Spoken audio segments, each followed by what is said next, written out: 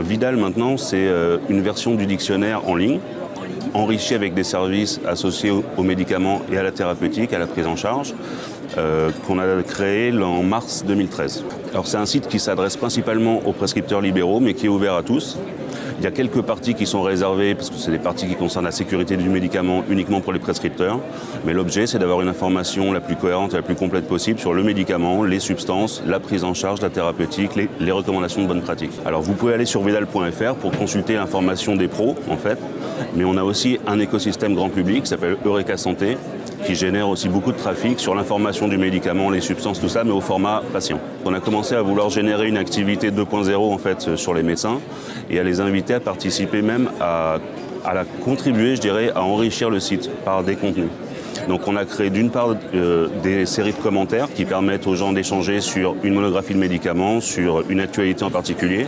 Et on a aussi un espace dédié de forum dans lequel les internautes eux-mêmes peuvent décider de choix, de sujets qu'ils veulent aborder entre confrères. Il y a de la modération sur les commentaires et sur les forums a posteriori.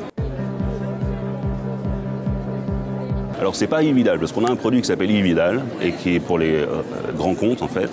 Là le site s'appelle vidal.fr pour la partie professionnelle et on a bien marché en fait. On a démarré en mars, pour vous donner un ordre de grandeur, on avait une base d'inscrits de l'ordre de 25 000 médecins principalement. Là on vient de dépasser 120 000. Donc on a eu sur un an une belle croissance et en termes de fréquentation, on a démarré sur, je pense, quelque chose comme 235 000 visiteurs uniques, tout compris sur le site, et on vient d'atteindre là entre 1,1 million et 1,2 million. Donc on a une croissance fulgurante en fait sur l'année. C'est un service complémentaire et je dirais nécessaire pour un médecin. La légende dit pour être médecin, il faut un stéthoscope, une plaque et un Vidal.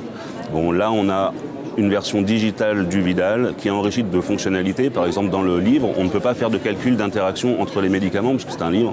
Là, on a des modules qui font ce genre de choses. Donc, il y a toute une gamme d'outils qui sont autour du médicament et de la prise en charge qu'on a mis en œuvre et qu'on a enrichi. On a environ un nouveau service ou fonctionnalité qui apparaît tous les 2 mois. En l'occurrence, c'est un changement majeur de l'année 2013 et qu'on va prolonger très fort cette année. C'est qu'on était avant dans une démarche très B2B. On représente finalement l'information du médicament des laboratoires distribué sur les professionnels de santé. Là, on étend la chaîne en allant jusqu'au patient, parce que la chaîne de valeur a bougé. Maintenant, on est vraiment sur B2B2C et on essaye de se diriger vers ça avec notre écosystème en ligne, eurekasanté.fr. Là, aujourd'hui, on a pas mal de projets pour travailler sur des applications qui sont à destination des patients, évidemment dans l'optique de les aider à être pris en charge, avoir une meilleure observance des traitements, etc. Mais la conception même de ces outils est faite de manière à faire gagner du temps aux professionnels de santé. C'est-à-dire qu'en fait, grâce à ces outils, on va pouvoir remonter une information qui va être formatée pour le professionnel, qui va être collectée de manière assez régulière et qui va lui faire gagner du temps en consultation avec son patient.